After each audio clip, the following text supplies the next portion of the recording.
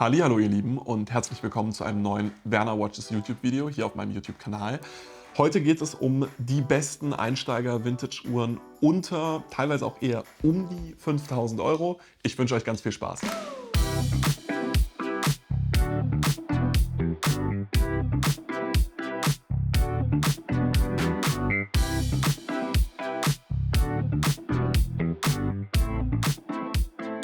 Also, fangen wir an. Ich habe euch hier eine kleine Auswahl zusammengestellt, die übrigens auch allesamt so oder so ähnlich im Shop verfügbar sind und nach dem Drop am 6.5. Auch in mannigfaltigen Varianten verfügbar sein werden. Bedeutet, wenn euch eine der Uhren gefällt, meldet euch gerne bei mir. Den Link findet ihr in der Videobeschreibung. Wir fangen mal von hier vorne an und arbeiten uns dann so ein bisschen durch. Hier vorne ist eine Uhr, wie sollte es anders sein? Eine Cartier Santos. Wenn ihr meinen Kanal und mich vielleicht auch auf Social Media oder wie auch immer schon länger verfolgt, werdet ihr wissen, die Cartier Santos ist so meine Uhr. Das ist die Uhr, die ich am ehesten im Herzen trage. Das ist die Uhr, die mich auch aktuell als Händler so ein bisschen ja, auszeichnet, die Uhr, bei der ich mir unfassbar viel Mühe gebe, sie gut und so wie sie es verdient hat zu platzieren. Und dann wundert es wahrscheinlich nicht, dass ich diese Uhr natürlich auch hier ins Video mache. Die Uhr, die ich hier vor mir liegen habe, ist eine Cartier Santos Carré 2961. Das ist das Stahlgoldmodell. Und diese Uhr würde ich tatsächlich auch fast, möchte ich sagen, ohne dass ich das hier jetzt mit Plätzen bewerte, auf Platz 1 setzen. Das ist die meiner Meinung nach fast wirklich perfekte Everyday Watch. Du kannst mit ihr alles erleben. Du kannst sie in so gut wie jeder Lebenslage mit dir tragen. Die Uhr hält viel aus. Es ist gleichzeitig eine wunderschöne Uhr und ein absoluter Klassiker, der nicht zuletzt durch die Neuauflage der vergangenen Jahre auch total on vogue wieder ist. Trotzdem finde ich das Vintage-Modell an der Stelle auch deutlich schöner und raffinierter, weswegen ich immer empfehlen würde, auf ein Vintage-Modell zu gehen. Man muss sagen, die 2961 Carré, wie ich sie jetzt vor mir habe, ist schon in diesem Preisbereich um die 5.000 Euro. Das bedeutet, je nach Ausführung, Boxpapiere, ohne Boxpapiere und je nach Zustand, kann die Uhr sogar die 5.000 Euro mal leicht überschreiten. Diese Uhr habe ich aber als bezeichnend für die generelle Kategorie sozusagen Cartier Santos gewählt. Es gibt ja etwaige Modelle, die Santos Galbi, da auch als Automatik und als Quarz-Variante. Und mit der Santos, auch übrigens egal ob in Stahl oder Stahlgold, kann man auf jeden Fall sogar deutlich unter 5.000 Euro eine wahnsinnig tolle Uhr finden. An der Stelle möchte ich vor allem auf die Quarz-Galbi-Varianten eingehen. Also so eine 1564, 66 oder auch so eine 187 oder 987, 901. Das sind Modelle, die kriegt man um die oder knapp über 3.000 Euro, was wirklich ein absoluter Sweet Spot meiner Meinung nach ist, die das gesamte Design und die Historie der Santos in sich vereinen, ohne diesen doch recht hohen Preisbereich der Carré sozusagen ja, aufzugreifen. Das bedeutet, da kriegt man noch wirklich sehr viel Bang per Buck. Das sieht bei der Carré meiner Meinung nach zwar ganz genauso aus. Nichtsdestotrotz ist die, gemessen an unserem Motto, unter 5.000 Euro gar nicht so perfekt. Wobei man auch hier sagen muss, auch ich verkaufe regelmäßig Modelle, gerade ohne Boxpapiere, deutlich unter 5.000 Euro. Heißt, solltet ihr auf der Suche nach einer Santos, egal ob jetzt Carré, Galbi, Quarz, Automatik sein, unter 5.000 Euro, meldet euch gerne bei mir und ich bin mir sicher, dass wir die richtige Uhr für dich finden werden. Machen wir weiter mit einer Uhr, die ich aktuell nur in leicht abgewandelter Form im Shop habe, und zwar der Omega Speedmaster Reduced. Die Omega Speedmaster ist eine absolute Ikone, die euch allen ein Begriff sein sollte. Die Uhr ist 69 zur Berühmtheit geworden, als sie die erste Uhr auf dem Mond war, bei der ersten erfolgreichen Mondmission der Amerikaner getragen wurde und somit absolut horologische Geschichte geschrieben hat. Viele wissen allerdings nicht, dass es neben der Moonwatch Professional, der Speedmaster Professional, noch eine kleinere Automatik-Variante gibt. Die Professional, wir erinnern uns, ist ja immer ein Handaufzugsmodell, so gut wie immer, während die Reduced, die ich hier vor mir habe, immer ein Automatikmodell ist.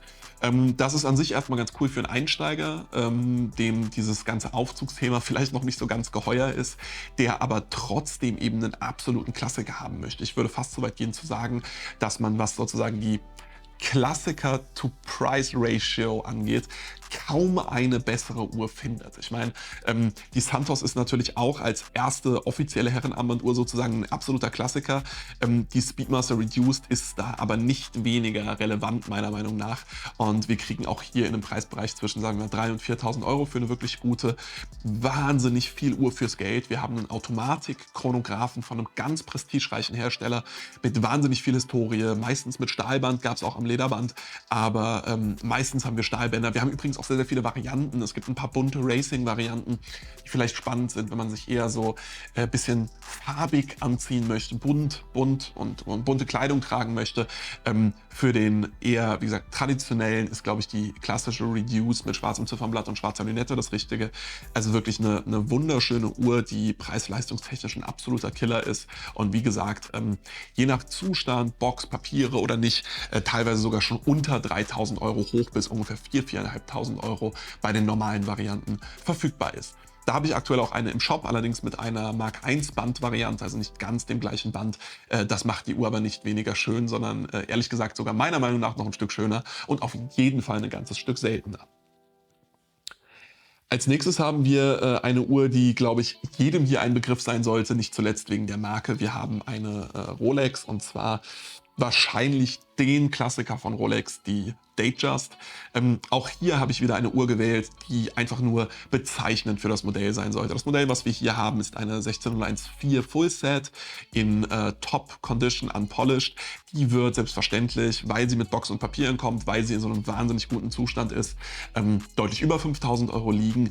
Nichtsdestotrotz bekommt man noch regelmäßig sowohl bei mir im Shop als auch bei anderen Händlern wunderschöne Rolex Datejust Modelle unter 5.000 Euro. An der Stelle sind es vor allem natürlich die vierstelligen Referenzen, heißt 1600, 1601 und 1603. Eine 1600 habe ich auch gerade im Shop. Das sind dann die Modelle ohne Quickset. Übrigens habe auch ich, wo wir schon beim Motto Einsteigeruhren sind, habe auch ich die sozusagen meine Reise in der Luxusuhrenwelt mit einer Vintage 1601 gestartet. Das war meine erste echte Luxusuhr, die auch vom Preis her schon eine Luxusuhr war. Und da geht ganz klar eine Empfehlung raus. Also gerade die 1601, die das klassische Design mit Weißgold-Lünette und Jubiläeband hat, kriegt man regelmäßig noch unter oder um die 5.000 Euro ohne Box und Papiere. Gerade wenn man sozusagen möglichst viel Prestige für möglichst wenig Geld haben möchte. Ich meine, ich muss euch nichts erzählen, Rolex ist wahrscheinlich der Markenname in der Uhrenwelt. Dann bin ich der Meinung, dass die Rolex Datejust, gerade die vierstelligen Referenzen, aber selbst die fünfstelligen, kann man auch mal unter oder um die 5.000 Euro bekommen, dass das schon enorm gute Uhren sind, die extrem viel, das ist ja das Thema des Videos, Bang per Buck liefern. Machen wir weiter mit einer Uhr, die wieder, ähnlich wie die Cartier Santos, ganz nah an meinem Herzen ist und die auch hier wieder ein absoluter Klassiker für meiner Meinung nach einen sehr, sehr fairen Preis ist. Und zwar die Must der Cartier Tank. Wir alle kennen die Cartier Tank, gerade dann die Louis oder die Normal-Varianten oder so. Also wirklich sehr, sehr teure Modelle aus den CP-CP-Kollektionen zum Beispiel, die eben sehr, sehr teuer sind. Natürlich auch nicht weniger grandiose Uhren, die aber, finde ich, in einem Video, wo es so ein bisschen um Preis-Leistungs-Verhältnisse geht, nichts zu suchen haben. Die Tank Must Kollektion hingegen war ja schon von Anfang an als eine Kollektion konzipiert, in der Uhren mit gutem Preis-Leistungs-Verhältnis verfügbar sein sollten.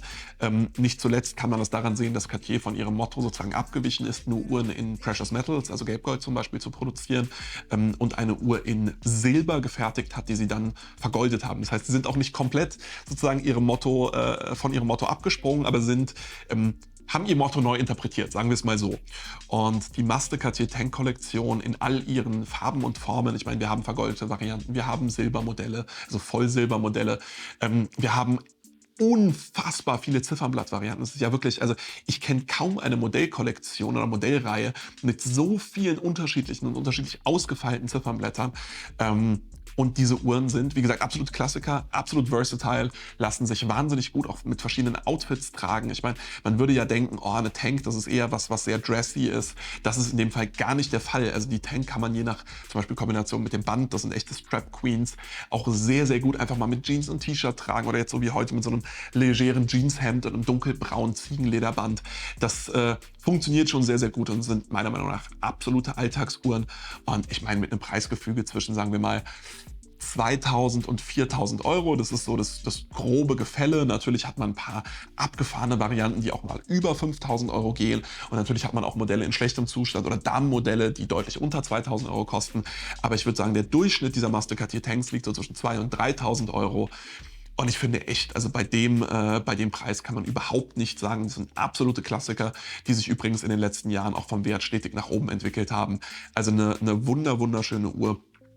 Absoluter Preis-Leistungskiller und eine ganz klare Empfehlung meinerseits, auch als Einstiegsuhr. Also so eine Uhr kann auch wirklich als erste Uhr funktionieren. So eine Datejust zum Beispiel kann das zwar auch, da muss man aber dann natürlich schon ein bisschen sehr viel Geld in die Hand nehmen. So eine Uhr, gerade wenn man sich an so ein Base-Modell wie das, was ich hier vor mir habe, so ein Tricolore-Modell richtet, was irgendwie um die 2.000 Euro kosten wird, da kriegt man einfach einen absoluten Klassiker, den man in jeder Lebenslage tragen kann.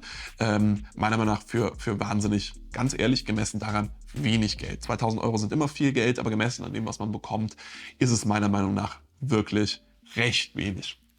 Machen wir weiter mit einer etwas ausgefalleneren Uhr in dieser Riege, die auch wieder nur symbolisch für das steht oder sozusagen als Platzhalter für die gesamte Kollektion steht. Und zwar einer Hublot MDM. Ihr wisst, ich bin ein Riesenfan dieser Kollektion. Ich habe in dem vorangegangenen Video schon etwas darüber erzählt.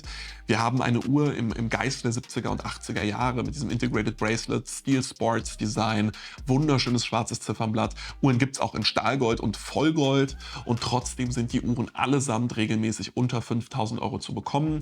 Hier haben wir ein Automatikmodell, das wird sich nur knapp unter 5.000 Euro einpendeln, eben auch, weil es im kompletten Fullset und unpolished ist. Gerade wenn man sich die Quarzmodelle anschaut, 36er zum Beispiel, kann man aber regelmäßig für 2.000 bis 3.000 Euro fündig werden und man kann auch noch Schnapper machen. Also das ist wirklich beeindruckend und für mich ist das preis-leistungsmäßig ein absoluter Killer. Ich meine, wie gesagt, die Quarzmodelle für, sagen wir mal, um die 2.000 bis 3.000 Euro ohne Box und Papiere. Sind wahnsinnig tolle Uhren von einer sehr prestigereichen Marke und ich mache auch ja dieses ganze Hublot-Hating nicht mit. Also ich finde, das ist ein wahnsinnig guter Preis für eine Uhr von einer sehr prestigereichen Marke. Sowohl als Automatik als auch als Quarzvariante. Sehr raffiniert, toll gefertigt. Das Kautschukband ist sehr weich und schmiegt sich toll ans Handgelenk an. Also wirklich, ja, passt sich in diese Riege dieser fünf Uhren sehr gut ein und ist auch da ein absoluter Preis-Leistungskiller und eine tolle Einsteigeruhr unter 5.000 Euro. Ich habe aber noch ein kleines Add-on für euch. Eine weitere Uhr, die ich erst vor kurzem akquirieren durfte mit oder eben in diesem Preisbereich. Das ist eine Uhr, die vielen Einsteigern kein Begriff sein wird, vermutlich. Und das möchte ich ehrlich gesagt ändern, weil ich der Meinung bin, dass das, gerade seitdem die Preise für die Santos-Modelle so gestiegen sind, vielleicht so ein bisschen, Gott, ich möchte jetzt nicht sagen, es sei die neue Santos, das ist es nicht, aber das ist eine Uhr, die, finde ich, so ein bisschen den Platz einnehmen kann, den die Santos mal hatte, als sie noch deutlich günstiger war. Und zwar reden wir von der Chopin St. Moritz der ersten Generation. Diese Uhr gibt es in Stahl und Stahlgold, auch hier als Quarz und als Automatik, wobei die Automatikmodelle doch recht rar gesät sind.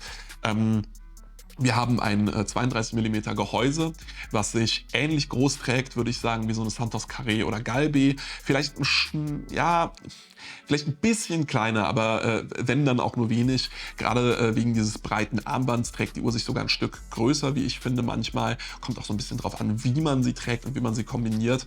Und das ist meiner Meinung nach aktuell noch ein absoluter Geheimtipp für wirklich faire Preise. Also wir reden hier ja, ich würde sagen, für ein Quarzmodell Stahl oder Stahlgold so zwischen 2.000 und 3.000 Euro. Das ist so die Größenordnung, in der wir hier unterwegs sind. Meiner Meinung nach sehr fair.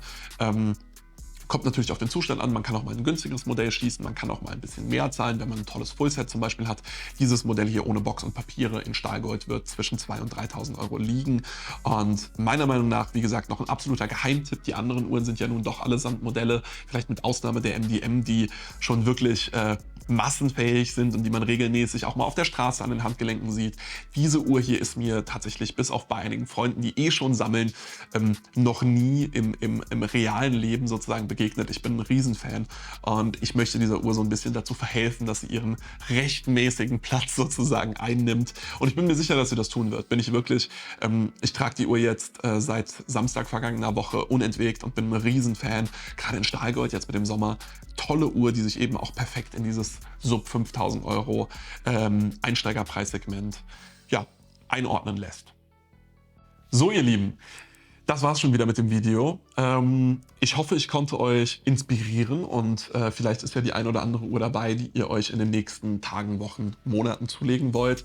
Ich bin mir sicher, dass keiner dieser Tipps ein schlechter war. Ich glaube, das waren ganz im Gegenteil alles sehr, sehr gute Empfehlungen für eine tolle Einsteigerpreis-Segment. Uhr oder auch einfach für eine Uhr, die eure Sammlung bereichern kann. Man muss ja nicht immer als Einsteiger solche Uhren kaufen, also gerade sowas wie die Santos oder die Datejust können eigentlich jede Sammlung meiner Meinung nach bereichern, in denen sie noch nicht vorhanden sind. Ich hoffe, das Video hat euch gefallen. Sollte das der Fall sein, lasst gerne einen Like da, abonniert den Kanal, schreibt einen Kommentar, wenn ihr irgendwelche Themenvorschläge, Verbesserungsvorschläge oder Wünsche habt. Ich freue mich auf die nächsten Videos und wünsche euch ganz viel Spaß. Bis zum nächsten Mal. Ciao!